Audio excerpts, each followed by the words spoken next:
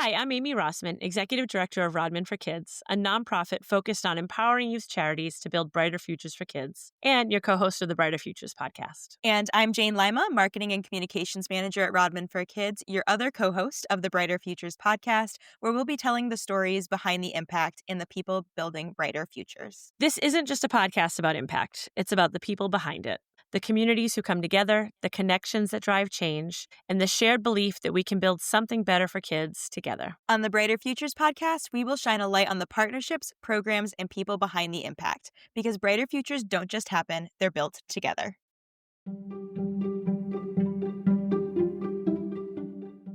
So today we are sitting down with Peter Waisgerber, Chief Development Officer for MetroWest YMCA, one of Rodman for Kids charity partners, and a Rodman for Kids board member.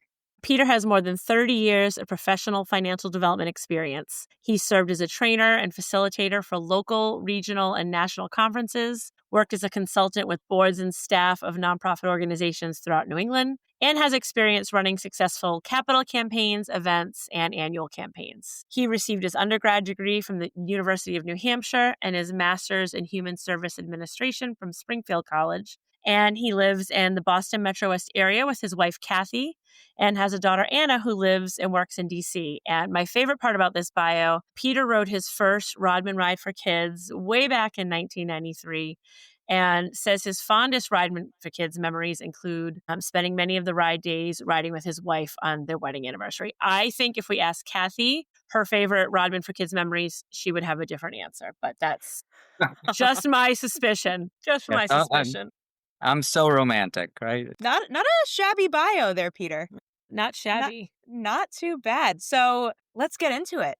Thanks for being here. Yeah, I'm excited to join you. I've been involved with Rodman for a lot of years now, and it's just been so exciting to see the evolution of the organization, where it's come from, where it's gone, and I just know that Don is smiling down on both of you and all the folks that are involved in this fantastic event. Which includes you as our incredible board member and one of our charity partners. Yeah, and Don was a big fan of yours too. And I think when you first connected with us at Rodman for Kids, you were with the South Shore YMCA way back, Correct. right? You've been in the Y family for a long time. Yeah, Yeah. With the last 30 years, I've been with the Y family and have been very fortunate to have Rodman right alongside during that journey. So from the MetroWest YMCA to the Hockomock area YMCA to now the MetroWest YMCA. Awesome. I love it. One of the things that I think is so interesting about Ys that I've learned, through working with a few of them as charity partners over the years is that everyone thinks about the Y as gym and swim. I think if you don't know a lot about it, and the Ys are actually such an incredible resource for our community and for kids especially.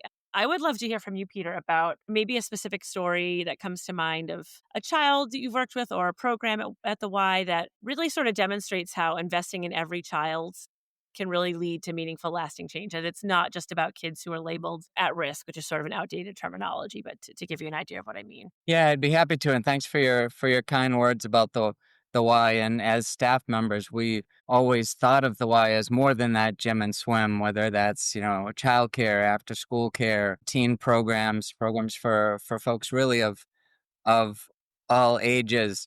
But everything that we do is based on needs of the community. And I don't think that was ever more evident than when we went through the pandemic. We had been doing some work in our food program, addressing food insecurity with families who we were serving, who were facing different challenges. But when the pandemic hit, we went from serving about 1,000 meals a week to 1,000 meals a day. Wow. And that work has just continued to grow. We're up to about 1,500 meals a day. We run 24 summer food service sites out in the community. So when schools aren't providing meals, we're out there providing meals to families. The other thing that was so incredible about Rodman when the pandemic hit, that you all were there right by our side and helping to make sure that we could continue the work that we're doing. In terms of specific program area, one of the things that I'm very passionate about is our work with teens. And we've increased from about 300 teens a week in our facilities to more than 1,000 over the last few years. Wow. And one story that I think sums it up, because teens don't want to be too structured. Teens don't want to be supervised. but they need to be in a passive supervision kind of way. But what we really pride ourselves on is having this safe space. And in Framingham, fortunately, it was a false alarm, but there was an active shooter warning not that long ago.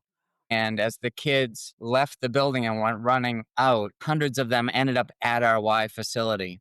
Wow. And to me, that spoke volumes. It's where they felt safe. It's where they felt together. And as as scary as this world is that we live in, to have those locations and so many of the Rodman charity partners provide those safe places for teens and provide that location where kids can be safe, be welcomed, be encouraged. Kids from all walks of life. Yeah. I mean, That's incredible. yeah, that's incredible. And just, it goes to show you that, I mean, this is so dark and I can't believe we're talking about it, but, an active shooter, it's not just the kids that are at risk that are being, they're in danger in that situation. It's everyone. So you had all kids from all walks of life that were, running to the Y's doors. And I mean, it's such a terrible thing to happen, but I'm sure that it made you all feel so good that you were able to provide that place for these kids in one of their scariest moments, I'm sure. Right, absolutely. And we talk a lot at the Y about all kids are at risk, right? They're at risk for different things, but really our need to be there for all kids and to bring kids of different backgrounds together, whether that's racial diversity, whether that's economic diversity. We have so much to learn from each other when we're together. Our early learning, our child care programs serve about 60% of families who are on financial assistance, whether that's state vouchers, corrected slots, YMCA, financial assistance. And about 40% of those families are full pay. They can afford to go wherever they would like to go. But that blend is as impactful on the children who have to be there because they can't afford the programs as it is on the children who could be anywhere. Our daughter, who's 28 now, which is crazy, went to a program like that with the YMCA, and it was so impactful for her, and it was such a wonderful experience, really bringing everybody together. I love that. And I think it's a sign that every kid has potential regardless of the circumstances. So it makes it's, equity in practice. It's bringing all of those kids so that they're going to the same program regardless of what their home life looks like, and they have this opportunity to, for the kids that are there, just be kids. And experience this fun program that they get to, experience with their peers. It's a really proactive way, I think, to support all kids in the community. And as a sector, Peter, I'm really interested in your thoughts on how we sort of move beyond a lot of the deficit-based models that we see in community service into a strengths-based model where that support is more proactive and not reactive once a kid already has something come up that they need help with. Yeah, we talk a lot about the developmental assets. Then there's a research that was done into 40 developmental assets, and based on the number of those that you could bring into a child's life, their odds of success jumped exponentially. And looking at our programs and how do we bring those assets into a child's life, whether that's positive adult role models, right? Exposure to the arts. There's so many different components that if you're able to tell a child that they will succeed, they can succeed, and talk to them about the strengths that they bring, it changes everything, right? I'm such a huge believer in this idea of self-fulfilling prophecies. And if you're telling a child from a young age that they can do what they want to do, that they can achieve, that they can be a leader, they will be. On the flip side, unfortunately, if children aren't receiving those messages, right? If they're always Mhm. kind of pushed to the side, if they're never told that they can be what they want to be, that they're not important, they believe that too. So I think that idea of as nonprofit sector, as youth serving agencies, and certainly all the partners that are part of the Rodman Ride and Rodman for Kids bring those assets into so many kids' lives. Absolutely. I mean, that's sort of one of our pillars is, empowerment. And we talk about it with the work we do in empowering youth charities, but then all of you, our charity partners, are really empowering kids to believe in their potential and be the best that they can be. Love that you're doing that. Yeah. And like you said, obviously not just the YMCA, but all of our charity partners are doing this in different ways. And so, kind of going off of what you were saying, kids really benefit from these different safe places and these safety nets. And so, I'm curious, as both a board member for Robin for Kids and also a charity partner. Um, have you seen kind of this connection amongst charity partners play out and like the power of that connection? How have you seen that obviously on you and your organization, but also on the kids that you serve? Yeah, I think that's a perfect way to frame it, Jane, the power of connection, right? I can't think of a meeting that I attended with our other charity partners around the table that I didn't learn something, that I didn't come out of there with a new idea, with an idea for partnership, with connecting. And so many of our fellow partners have been able to work together, collaborate, and impact more kids because of that. And I think that's one of the things people don't necessarily see when they see the ride for kids. They see the funds that are raised, they see an opportunity to impact young people, but it's that connection between different charities that really takes us to a whole different level. For years, we were kind of competing against each other. And when we're at the same table and we're partnering and we're problem solving together and we're talking about how are we better together, to me that changes everything. Absolutely. How do you think that's happening, like, on a real tactical level, that collaboration between partners? Is it shared learning? Is it referrals? Like, how are you all working together to make a greater impact? Yeah, I think it's all of the above. I think Yeah. when we bring speakers in and we're able to learn from folks with specific skill sets, that's really helpful because we're all looking at that through our own lenses, Mhm. how we're impacting the community. But also we all bring different opportunities to the table as partners. So there have been opportunities where we've been able to say, okay, how can the Y partner with this charity or that charity to Mhm. really make an impact, make a difference, so we can bring our strengths to different agencies in the same way that different agencies can bring their strengths to us.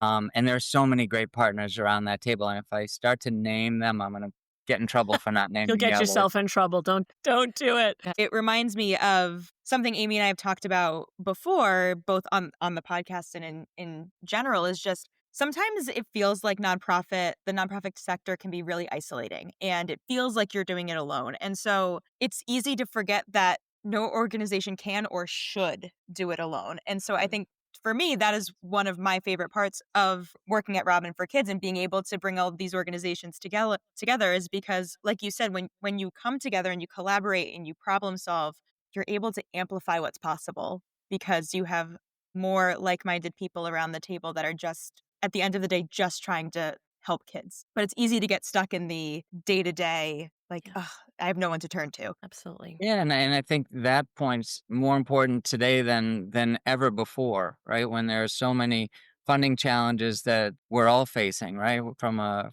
federal level, which trickles down to a state level, and the state's getting so much more pressure to keep so many programs going and important programs, right? We're talking about feeding kids, we're talking about giving children an opportunity to succeed and be healthy, productive adults. It's really important work. So as that funding gets tighter and tighter, to have a network of folks that you can talk to that understand the same challenges that you're going through, and also to be able to brainstorm. Okay, hey, we did this and it worked. We talked to this funder and they are really focused on this area. Have you talked to them? It becomes a sharing opportunity when 1 + 1 = 3 when we Right. start to come together. I love that. We often say, sort of just even talking internally, that if you look at all 40 or so of our charity partners, collectively, you're addressing pretty much every issue we could think of that a young person might be up against. And when this episode airs, we're taping it a little early, but it'll be right around World Children's Day. Um, and that's sort of a day to remind us that every kid has rights and dignity and potential. What does it mean to you, Peter, on a real personal level, to have a part in uplifting all kids, even those who aren't necessarily seen as needing support? Yeah, I think for me personally, my dad was a guide instructor of Rockland High School where I grew up, and he was able to always see the possibilities that kids Mhm. have. He was able to look at someone and not see the challenges, but see who they could become. When he had turned 90, we actually put the word out through social media to have folks. Write him a card, send a Oh, birthday card. And we received over 300 cards And some of those cards were from folks who were part of his first graduating class that he taught with before he became a guidance counselor. He was a teacher from the class of 1967, who he had Wow. known for 4 years and who dedicated the yearbook to him. And the impact that he was able to make on individual lives was truly remarkable. And in a small way, I can see the career path that I've taken, the opportunity to work in the nonprofit sector as a way to continue that legacy, to try to give back. And, as he and my mom talk about a lot is, um, how do we leave the world a little better than we found it? Absolutely. That's beautiful. I love that story. Thank you for Yeah. sharing that. My goodness. You're continuing the legacy for sure. I You're thought Jane doing was just about to give us the first Brighter Futures podcast tears for a second there. She looked like she was having a moment. was having a moment. I did have a moment. I did have full body chills when you said that. No, but Hey, I I think I kept it together. I usually, if I start talking about my dad, I will lose it. Oh, So, oh my gosh. understandable. He sounds amazing. But it exactly what you were just saying. Like every child deserves support, not because they're struggling, but because they're kids and because they are. Like end of sentence. Regardless of their circumstances, they just deserve support. And like Amy was saying, every kid has dignity and rights and potential. And that's kind of the whole purpose of Rodman for Kids is ensuring that every kid has the opportunity to explore that potential. So thank you for sharing Absolutely. that story. yeah, I think we've seen that too in Theater for Kids, right? In the Theater for Kids program, and just opening kids' eyes to the possibility that's out there. In Hamilton, there's a quote that this is not a moment, this is a movement. Right. And to me, that's what Rodman is. This isn't a moment. This isn't about a one-day ride, or this is about a movement of bringing folks together to really change the world for thousands and thousands of kids. And I think the Theater for Kids program has done that as well, bringing arts into kids' lives and raising their sights about what's possible. Absolutely. That wasn't a paid plug for a Hamilton buyout, but very, very nice timing, Peter, to add that in there. If it was This a is plug, I actually might have started singing, but I Wait a minute. Hold on. Maybe we can make this happen. This is actually a spoiler. You heard it here first, folks. Peter will be on stage on October I 21st love during the this. performance of Hamilton. He will be playing Aaron Burr, so make sure to Big watch role. that. Yeah. Love that. Well, this is a good segue into a fun little segment we're going to include in every episode of the Brighter Futures podcast, Peter, which is to ask all of our guests a question about your childhood. So what we'd love to know is about a person, activity, or memory from your childhood that shaped who you are today. wow. I see you already got me talking about my dad. So I'll talk about my mom for a little bit.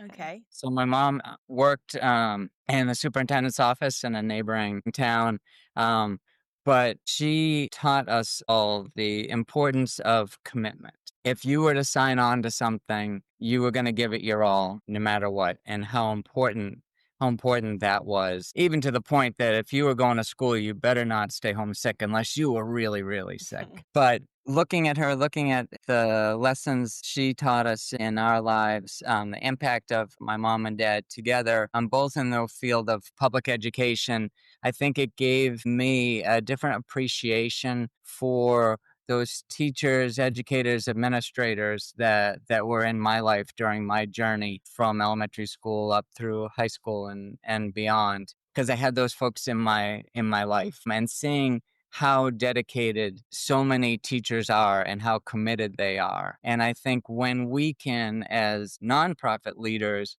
build on that work that the teachers are doing, connect with the lessons that children are learning in school, and then try to take that to the next level, that's when I feel like those lessons that I learned since I was a little kid really start to come to life. Your parents sound awesome. They do. They Yeah. do. And you're awesome, so I see where you I, get it from.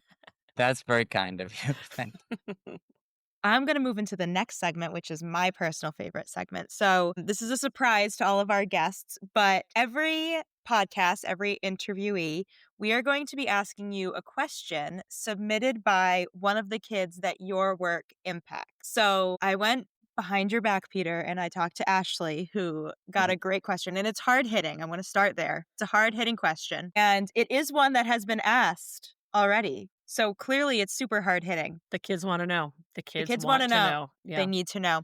This was submitted by Keisha, who is 17. She would like to know, Peter, what is your favorite ice cream flavor? And that is an incredibly important question because It ice is. cream is a very important part of our lives for sure. So Kaisha is an incredible young leader. She's going to do amazing things. She's a senior at Hopkinton High School. She worked with us and helped us over the past summer. And so I'm building the suspense, right? To see like what is their favorite ice cream. So it's clearly and obviously and needs to be black raspberry.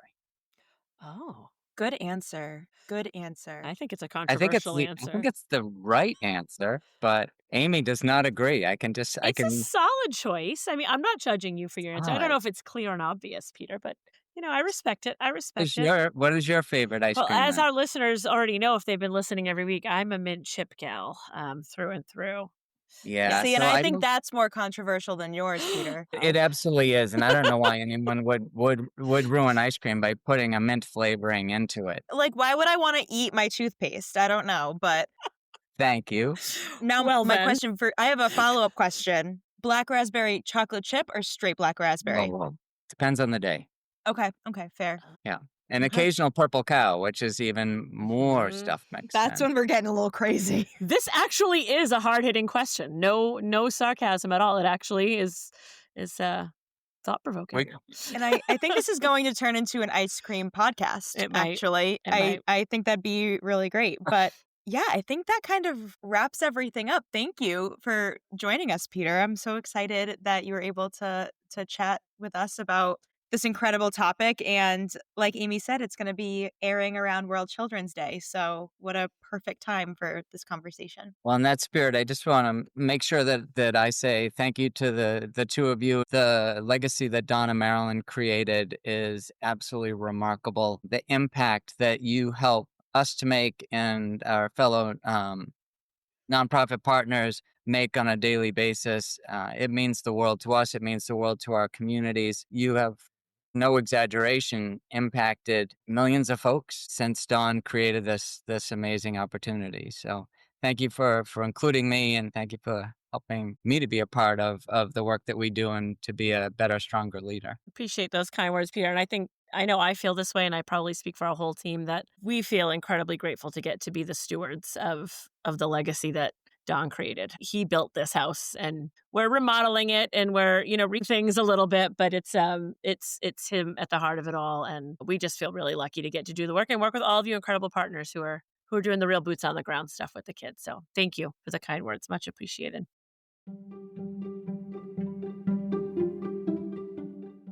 We just want to thank Peter Waisgerber again for joining us today. He was an awesome guest. I've worked with Peter in this capacity for, at least probably 15 years now, and have always looked up to him. And it was a treat to get to talk to him like this and learn a little more about his family and the inspiration for his career. So that was a lot of fun. As always, we'd like to leave you with a reflection question today. Can you remember a time that you felt empowered, connected, or uplifted as a child? And how did it make you feel to be seen regardless of your circumstances? Thank you for listening to the Brighter Futures podcast, where every story we share is a reminder that brighter futures don't just happen, they're built together. If today's episode moved you, consider sharing it or leaving us a review. And if you want to learn more about how you can be a part of this journey, visit www.rodmanforkids.org.